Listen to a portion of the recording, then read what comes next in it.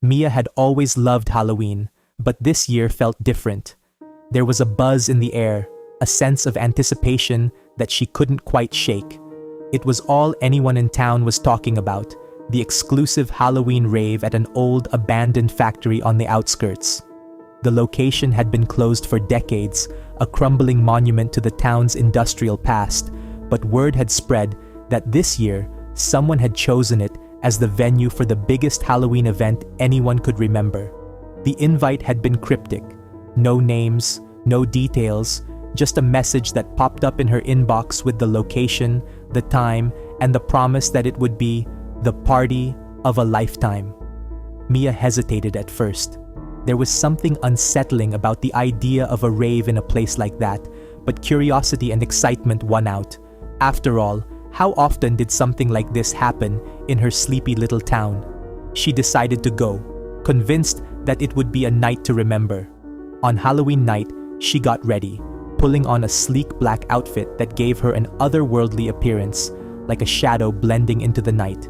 She applied dark makeup, giving her face an ethereal, almost ghostly look, and left the house, adrenaline pumping through her veins. She drove out to the factory, her excitement building with every mile. When she arrived, the scene was even more surreal than she had imagined. The factory loomed in the darkness, its towering structure partially obscured by fog. The building looked like a forgotten relic, with shattered windows and rusted metal beams, yet there was something strangely alive about it.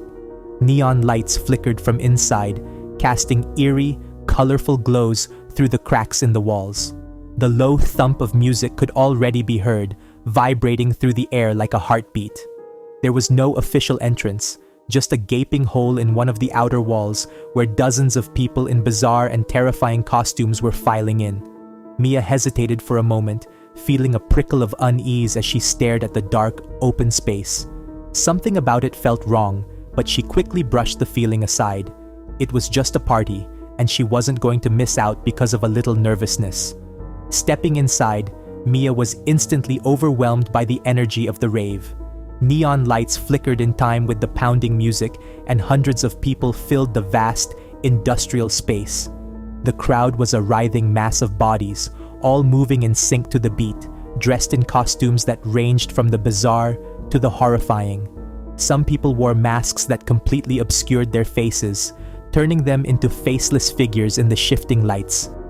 Others had gone for more grotesque looks, blood-soaked, zombie-like creations that moved with eerie grace across the dance floor. Mia felt herself being swept up in the chaotic rhythm. The music was loud, almost too loud, but it pounded in her chest, sinking with the quickening thrum of her heart. She moved through the crowd, at first just trying to find her friends, but soon she was caught in the flow, her body moving instinctively with the pulse of the rave. It wasn't until an hour later that she realized something was wrong. She hadn't seen her friends since she arrived. At first, she assumed they were just caught up in the crowd, but when she checked her phone to text them, there was no signal. She held her phone up, turning in circles to see if she could get a bar, but the screen remained blank, devoid of any connection. A small seed of anxiety took root in her stomach.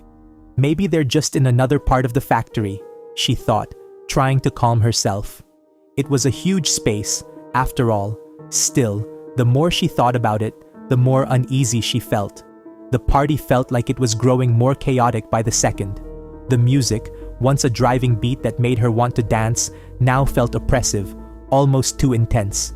It pounded in her ears, a relentless rhythm that seemed to sink into her bones. Determined to find her friends, Mia pushed her way through the crowd, weaving between the dancers. The deeper she moved into the throng, the stranger everything became. The costumes, once exciting and colorful, began to blur together. Faces no longer looked like faces. Masks melted into flesh, and the lines between reality and fantasy grew disturbingly thin. Mia blinked hard, trying to clear her vision, but the more she looked, the worse it became. The crowd itself felt wrong.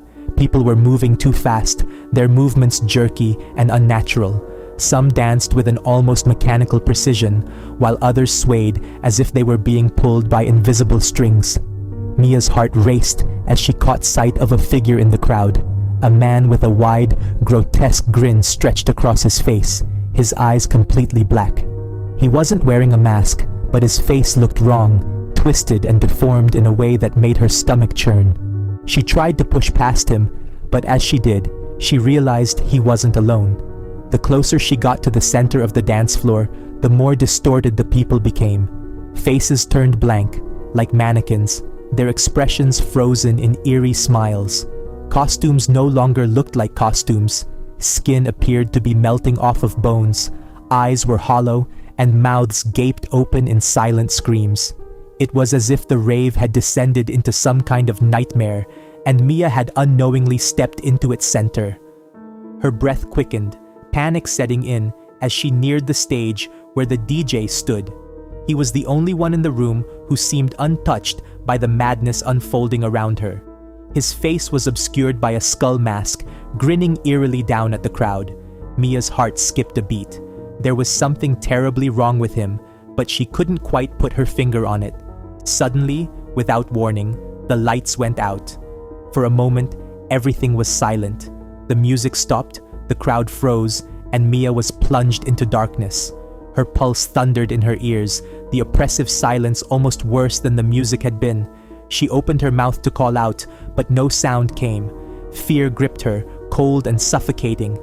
Then, a low, ominous hum filled the space, growing louder and louder until it was all she could hear. The sound vibrated through her body, making her feel like her bones might shatter under the pressure. The lights flickered back on, but what Mia saw was worse than the darkness. The crowd had changed. They weren't dancing anymore. They were staring at her. Mia's heart dropped into her stomach as she realized every single person in the room had turned to face her, their eyes locked onto her with an intensity that made her blood run cold. Their faces, those twisted, grotesque faces, had become something else entirely. No longer just distorted or deformed, they were now horrifying masks of fear and pain. Some had gaping wounds where their eyes should have been, while others had no mouths, their skin smooth and blank. It was as if the people she had been dancing with were no longer human. Her gaze snapped to the DJ, who still stood on the stage, but his skull mask. It wasn't a mask anymore. His face had become the grinning skull, his eye sockets glowing with an unnatural, sickly light.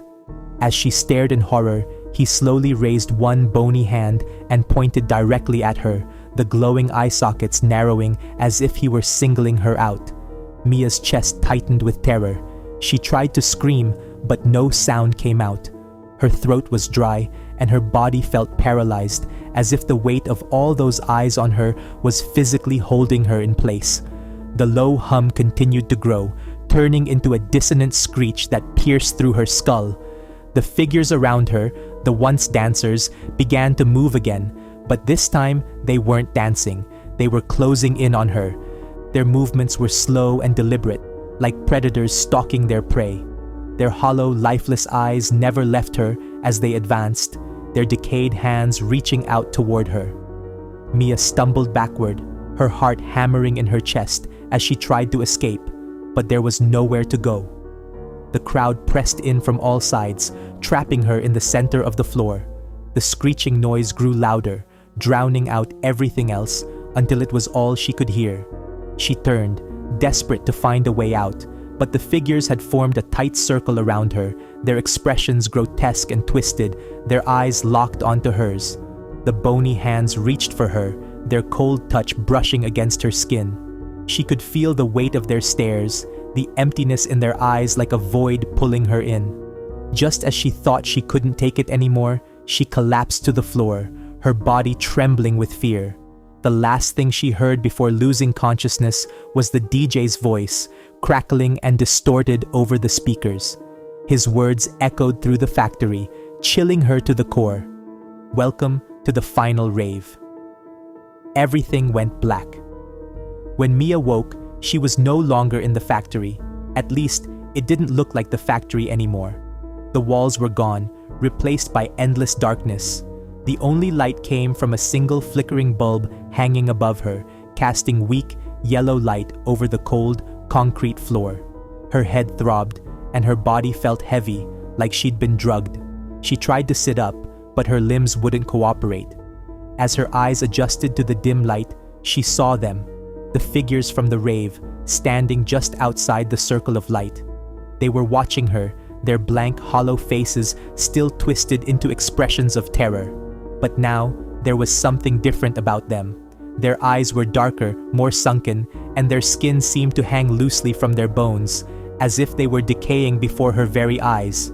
She tried to move again, but something was holding her down. Her hands were bound to the floor by thick metal chains that rattled as she struggled. Panic set in as she pulled at the chains, her heart racing with terror. Where was she?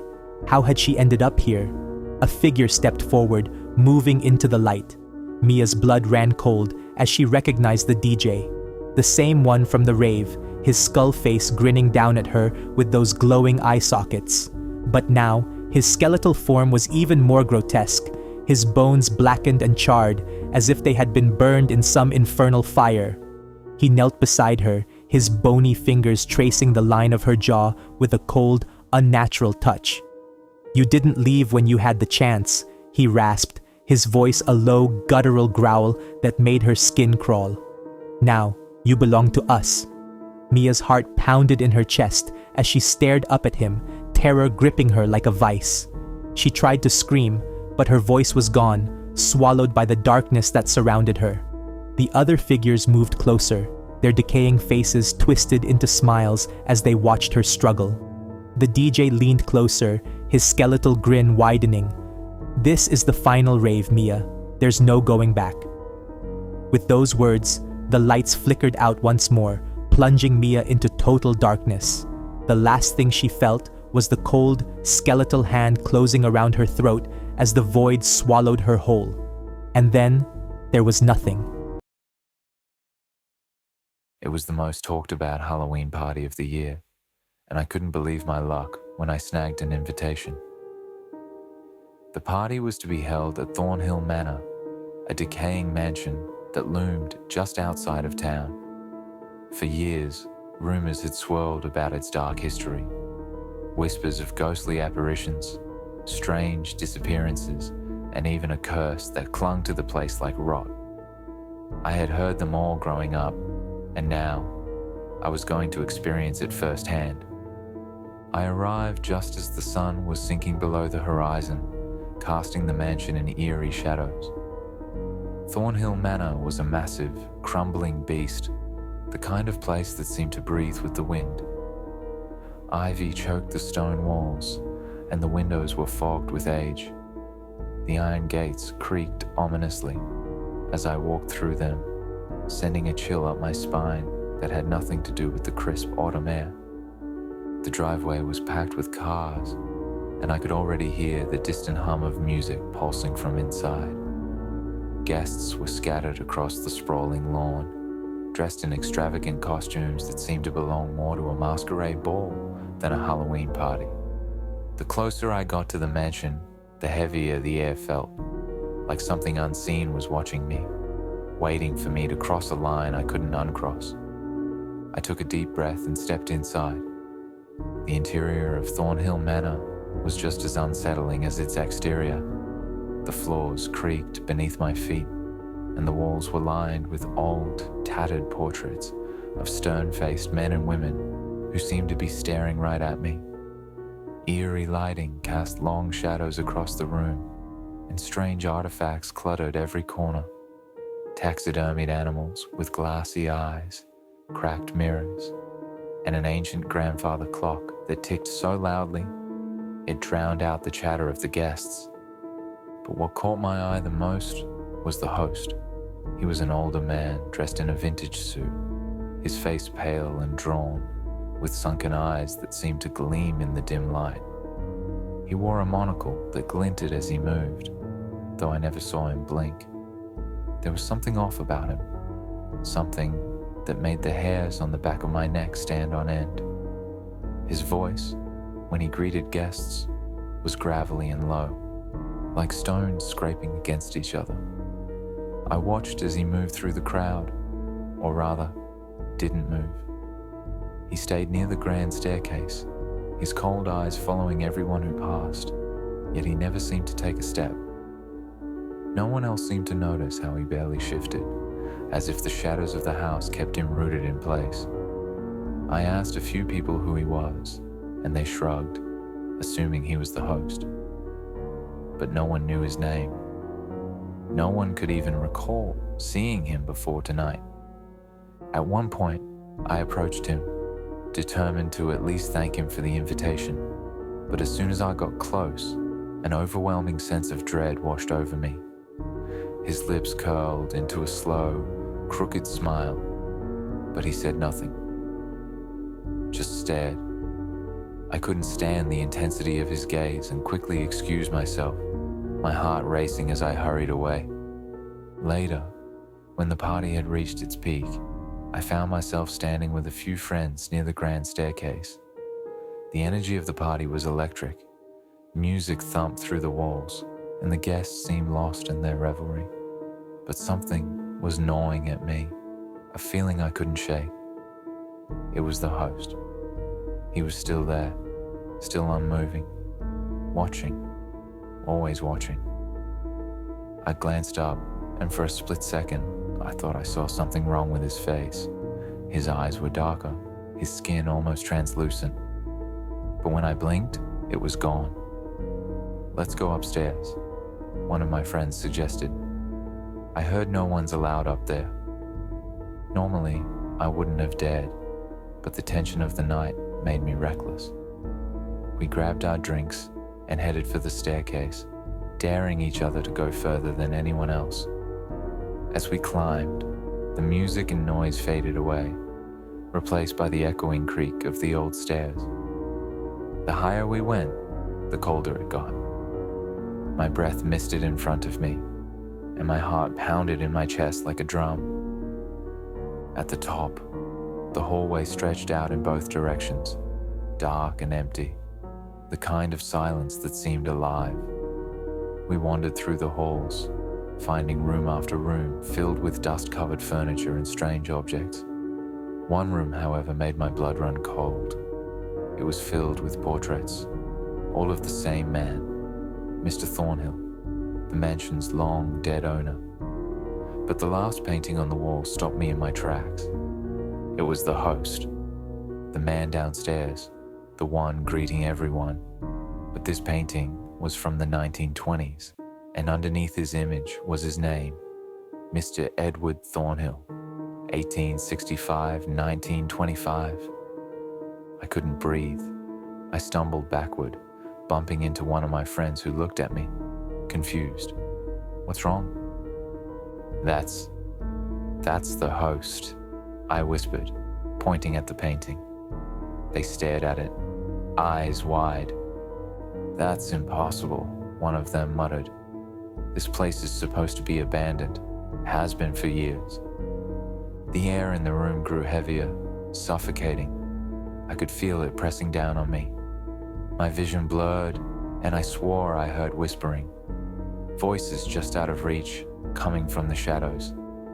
The temperature dropped even further, and a sudden wind howled through the hallway, slamming the door shut behind us. Panic surged through me. "We have to get out of here," I shouted, grabbing my friends. We raced back down the hallway, but the stairs seemed to stretch endlessly in front of us. The lights flickered, plunging us into darkness for a few seconds at a time. Every time the lights came back on, I saw him, the host, standing at the top of the stairs, his pale face staring down at us, his eyes black and empty.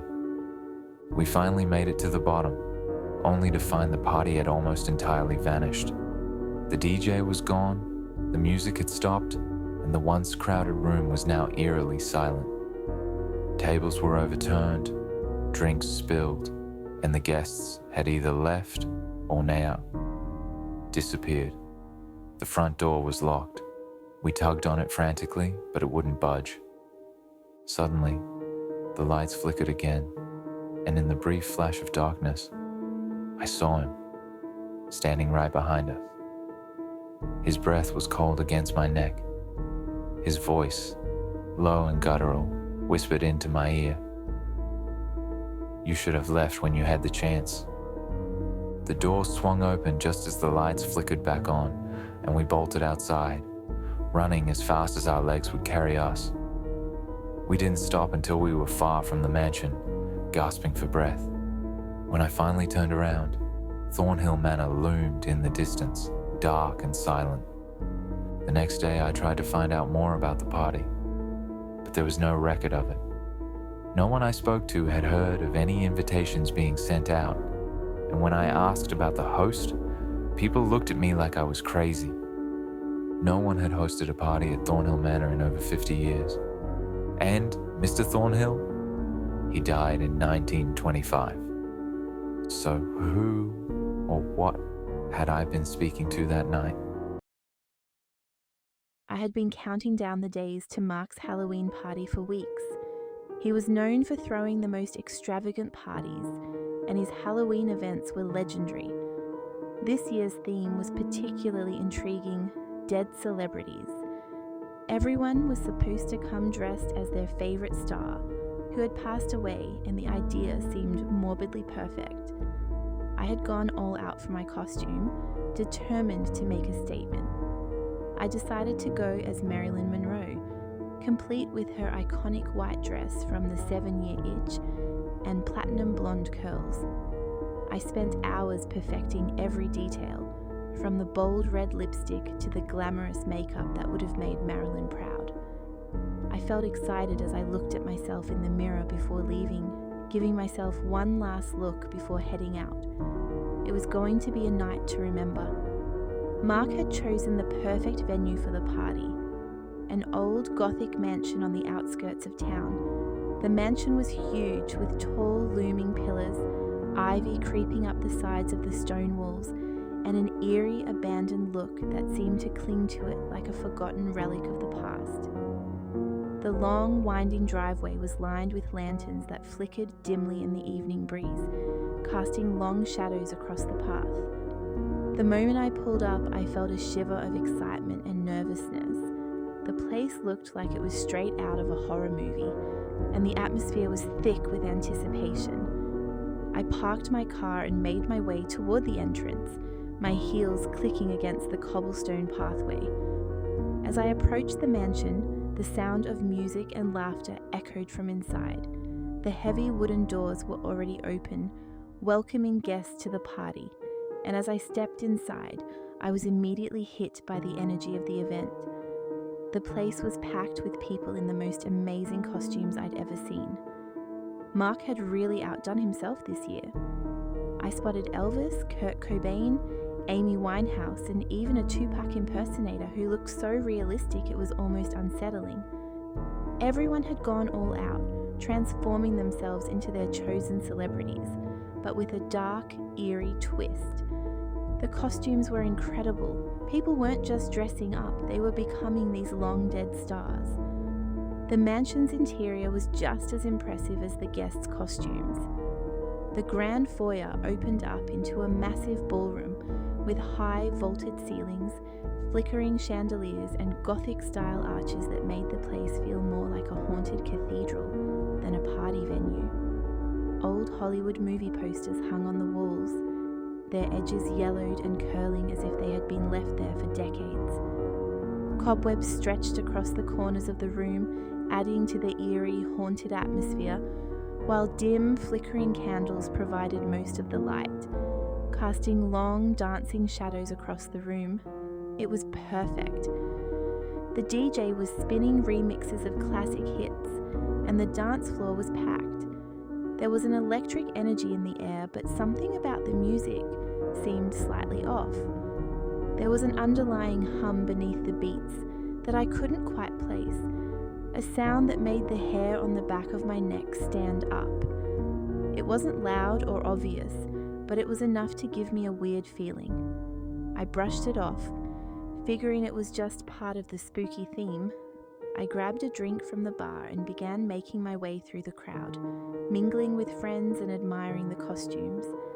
Everyone was laughing and dancing, caught up in the excitement of the night, but as the evening wore on, a strange feeling started to creep over me. It was subtle at first, just a small sense of unease that I couldn't quite shake. Every now and then I'd notice someone slip out of the party, either through the front door or down one of the dark hallways that led deeper into the mansion, but they never came back. At first, I didn't think much of it. Maybe people were just stepping outside for some air or heading home early. It was a big party after all, but as more and more people disappeared, that uneasy feeling grew stronger. I tried to text one of my friends who had gone outside for a smoke earlier, but there was no response. I waited a few minutes and sent another message, but again, nothing. The text didn't even deliver. That was weird. She was always glued to her phone. I started to feel anxious. I made my way over to Mark, hoping he could tell me if he'd seen her come back inside, but when I found him, he seemed distracted, almost agitated. His eyes darted around the room like he was looking for someone, and when I asked him if he'd seen my friend, he barely made eye contact before muttering something about having to take care of something and hurrying off. His behavior was strange, and it only added to the growing sense of unease gnawing at me. That's when I started to notice something else. The guests, the people who had been lively and animated earlier, were beginning to change. It wasn't obvious at first, but the more I looked around, the more I realized something was wrong. Their movements had slowed, and their laughter, once loud and infectious, had grown quieter, almost strained. Their faces, was I imagining it, or were they starting to look different? I blinked, feeling a sudden wave of dizziness wash over me. I'd only had one drink, but I felt lightheaded, like I was moving through water. My vision blurred at the edges, and the colours of the room seemed to dull, fading to shades of grey. The guests, who had been so vibrant earlier, now looked washed out like shadows of themselves. Their faces seemed pale, almost sickly, and their eyes, something about their eyes was wrong. They looked vacant, glassy, like they weren't really seeing anything at all. I tried to shake it off, blaming the alcohol, but it didn't help. The more I looked around, the worse it got. I turned toward the Elvis impersonator I'd noticed earlier. He'd been the life of the party, laughing and joking with everyone, but now his skin looked pale and waxy, his once sparkling eyes sunken and dark. As I watched, his lips twisted into a smile, but it wasn't the friendly, jovial expression I'd seen before. This smile was cold, unnatural, like it didn't belong on his face. I took a step back, my heart racing as I scanned the room. The other guests were changing too. Kurt Cobain, who had been leaning casually against the bar earlier, now looked like a corpse. His skin was pale and stretched tight over his bones, and his eyes were clouded over, a milky white that made my stomach turn. Amy Winehouse's face had twisted into a grotesque grin, her lips pulling back to reveal rows of teeth that looked too sharp, too yellow. She looked more like a skull than a person. My chest tightened as panic set in. Something was very, very wrong. I stumbled through the crowd, my heart pounding in my chest, trying to find the front door, but as I moved, the room seemed to warp and shift around me. The walls seemed to stretch, breathing in and out like they were alive, and the music had slowed to a distorted hum that made my skin crawl. I pushed through the crowd, but the guests, if they were even guests anymore, seemed to move with me, their eyes following me, their faces twisted into horrifying, decaying masks. My breath came in short, shallow gasps as I finally reached the front door. I grabbed the handle and yanked it open, desperate for fresh air, for escape. But what I saw outside made my blood run cold. The lawn was littered with bodies. My heart dropped into my stomach as I realized what I was seeing. The people who had left the party earlier, my friends, the guests, they were lying on the ground, their limbs twisted at unnatural angles, their faces frozen in expressions of terror. They weren't sleeping, they were dead. My stomach churned as I spotted the friend I had been texting earlier. She was there, sprawled on the grass, her eyes wide open and staring blankly at the sky.